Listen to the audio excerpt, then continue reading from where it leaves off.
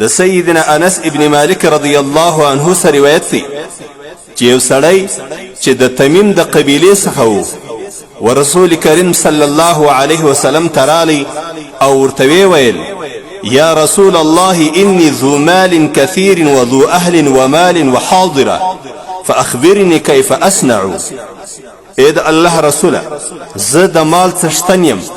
مالدار او سرمایدار یم، او زما اهل و بچان اولادونه دي، مالونه مې دي، او دغه رقم زما پر کور باندې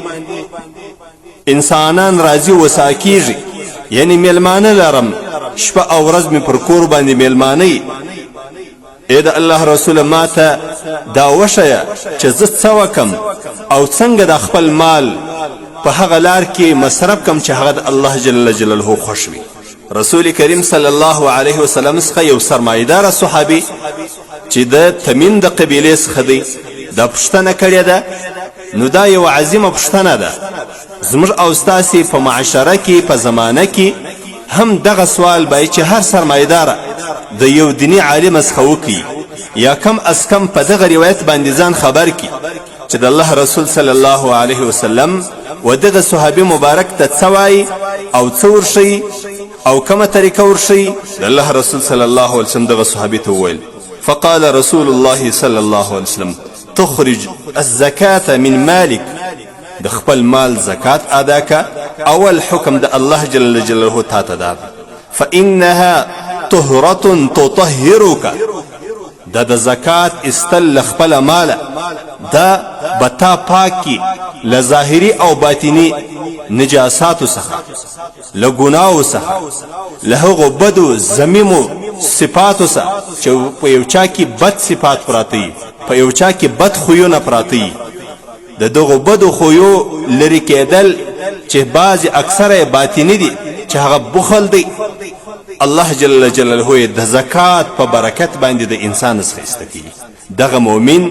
دغه زکات په ورکولو باندې له هغه بد او رذیله صفات څخه خلاص. د الله رسول صلی الله علیه وسلم په دویمه درجه کې ورته وایي وتصل اقرباءک، ته وسیله رحمی کول خپل قریبانو سره چې ته الله جل جلاله کم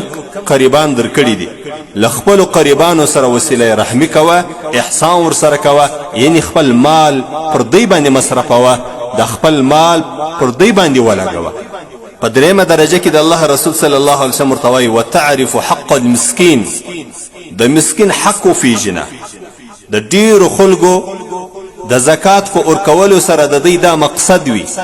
د دوی دغه نیت وي، دغه په زړه کې خیال وي چې نور نو زه په دنیا کې د مال په ورکولو باندې هیڅ قسم نه یم مکلف. لیکن د الله رسول صلی الله علیه وسلم څخه چې کله دغه د تمیم د قبیلې صحابي مبارک پوښتنه کوي، رسول کریم صلی الله علیه وسلم یو څه کسان جلا ورښیي، لیکن د الله رسول صلی الله علیه وسلم اول ورته وایي زکات ورکه، بیا ورته وایي د خپلو قریبانو سره وسیله رحمي وکړه، یعنی د خپلو قریبانو دپاره په خپل مال کې یو څه برخه جلا که چې پر دوی مصرف کړي. د الله رسول صلی الله علیه وسلم په دریمه درجه کې د مسکین مرتبه او مقام ورښیي وتعرف حق المسکین، د مسکین حق ادا که، د مسکین سره ښه کول، د مسکین سره احسان کول، د مسکین کومک او مدد کول په خپل مال سره، دا د الله د رسول حکم دی و دغه صحابي مبارک ده چې د تمیم د قبیلې څخه دی. وتعرف حق المسکین، د مسکین حق وپېژنه، په خپل مال کې د مسکین سره وسیله رحم شفقت دا وکړه. د الله رسول صلی الله علیه وسلم په څلورمه درجه کې ورته وایي والجار، حق د مسکین وپېژنه او حق د امسایه وپېژنه. په پنځمه درجه کې د الله رسول صلی الله علیه وسلم ورته والسائل، حق د هغه چا چې هغه سوال کوي. یو سړی دی نستا امسایه دی نستا قریب دی، نه پر دی پر تا باندې څه ظاهري حق لري، خو البته سوال کوي،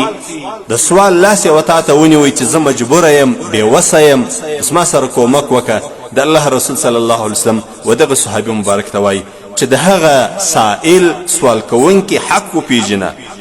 و سوال کوونکي ته هغه څه ورکړه چې پر تا باندې حق دی، پر تا باندې الله جل جلاله ایښی دی. درنو معزز دوستان، د دغه یو حدیث شریف که چیرې زموږ اغنیا، سرمایداره، مالداره، دولتمن کسان پر دغه یو حدیث شریف باندې صحیح عمل وکړي، نو زموږ په معاشره کې به بخل ختم سي. در ټولو رزیل صفت دی بخالت. زموږ په معاشره کې به خفګان او بدنیتی ختمه سي، ځکه چې ته د یو چا سره احسان کوې یا خپل مال ورباندې مصرف کوې یا د ده په غم و شادي کې ولاړې، هغه بیا هېڅکله ستا ته د بدو اراده نه لري. که چیرې د بدو اراده درلوده هغه په دغه احسان سره ختمیږي او لرې کیږي. او دغه رقم زموږ په معاشره کې به هغه کسان چې هغه بېوسه درپدري او د مال و کومک ته ضرورت لري، د هغو به هغه درپدري او بېوسي هغه غربت به ختم سي.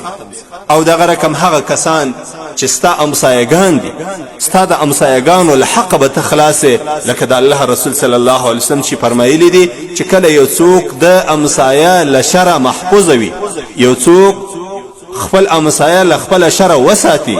نو الله جل جلاله بیا جنت ته داخل کړي. دلته د امسایه یو حق پر تا باندې دا دی، ستا امسایه کمزوری دی، بېوسه دی، ستا کومک او مدد ورسره وکړي، الله جل جلاله به ستا کومک او مدد کوي او د الله جل جلاله د رسول قول دی پر ځای کوي، په هغه باندې عمل وکړي، د ټولې معاشرې اصلاح به راسي. د حدیث شریف روایت